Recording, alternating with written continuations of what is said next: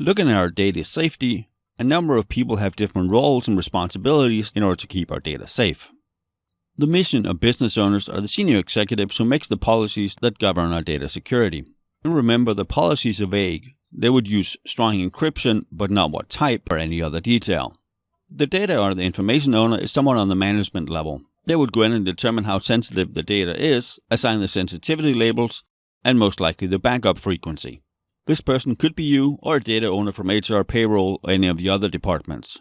If this is not you, you would often help them determining the backup requirements and the sensitivity.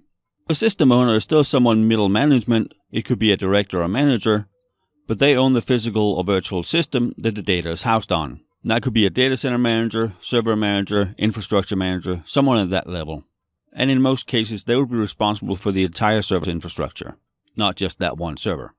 The data custodian is a technical, hands-on employee who does the backup, that restores the patches, the system configuration, all the day-to-day things that we need to do to ensure that we have the confidentiality, integrity, and availability we need for our systems.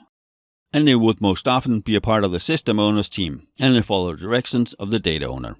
The users are, well, they're the users. They use the data. They don't really have any back-end access to our data, but we do need to train them in order to raise their awareness on acceptable data use. What's okay to do, what's not okay to do, and the consequences if they don't. They need to be aware of our policies, procedures, and standards that apply to them. And then finally, we have data controllers and data processors.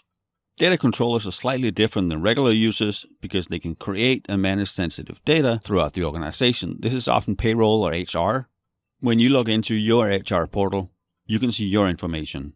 When they log in, they can probably see everybody's. They can also change it. And they obviously need to adhere to the need to know. The data processors would be someone managing the data for the controllers. This is often outsourced payroll or something like that. They can manage a specific subset of what the controllers can. And if done right, they should only have access to exactly what they need. This is probably an area where we would have least privilege. If they're processing payroll, there's not really going to be any time when they need to see my vacation days or have access to change my salary information. They just need to focus on giving me my money.